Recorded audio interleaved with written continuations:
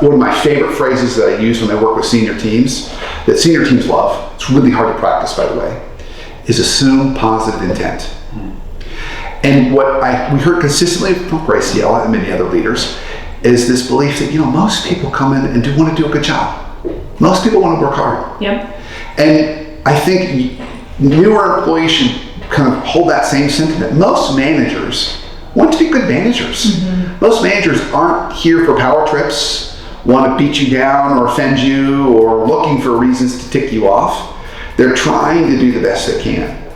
And so giving them kind of that grace around that.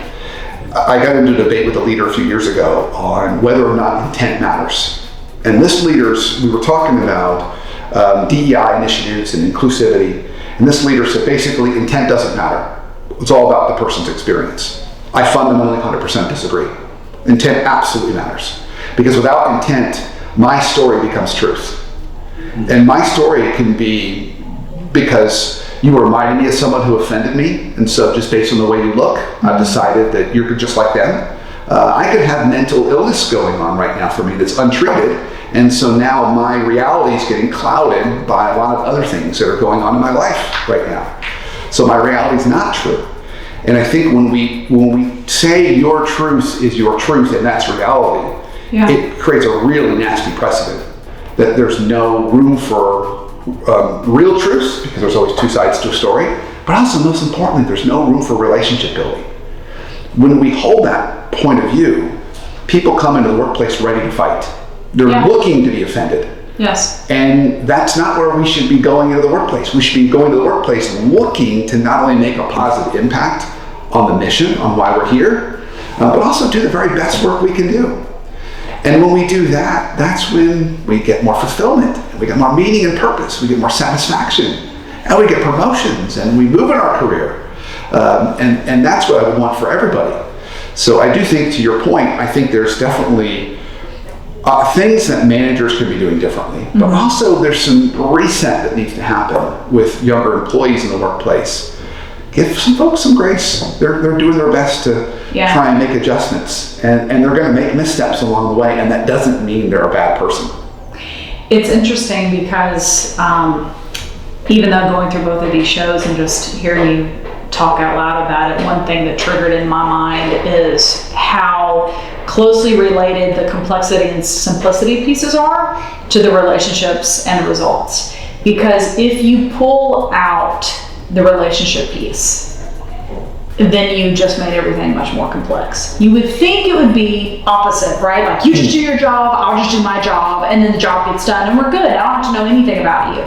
But it actually has the opposite effect, that if I don't know anything about you and I'm not willing to cross the table and make that connection, then everything that was simple just became more complex. Yeah, I think you're exactly right. And the other part that, funny enough, that also does it, which you're alluding to, is if I just do my job and you just do your job, I'm not really always clear exactly what's in my job. You're not always clear what's in your job. And then sometimes there's stuff that's in the middle and we don't really know what to do. That's messy. That's complexity. But if we have a relationship, we work together as a team. And I've got your back and you've got my back. I can help cover for you and you can help cover for me. In a healthy way, not a codependent way. Yeah, of course. Because we need role clarity to prevent codependence in those situations. But it allows us to work better as a team. And feel more supported. And in certain environments, we talk about emotional contagion and all the research around contagious emotions. And what they found was some jobs have what they call emotional load or emotional dissonance. And so emotional dissonance is you've got to be happy when the person you're serving is not. So you think about someone who's in healthcare and they're in hospice settings. That person's dying. And you've got to be all upbeat and positive, right? You can't be all somber. Well, you can be, but you're trying to put on a certain mask given the situation. And then emotional load is when you're constantly in environments that are kind of beating you up a little bit. Maybe you're in customer service and you're the one who feels all the complaints. Like, that's just the nature of what you have to do every day. And what they found was the best way to survive in that going back to this long way, going back to your point, That's is that the individuals that work the best survive in there. They've got this, they call it collegial love. Okay. Which is just saying they got really great relationships with their other folks that are in hospice care and their other folks that are in customer service. And you kind of support each other. So you feel recharged and you don't feel alone.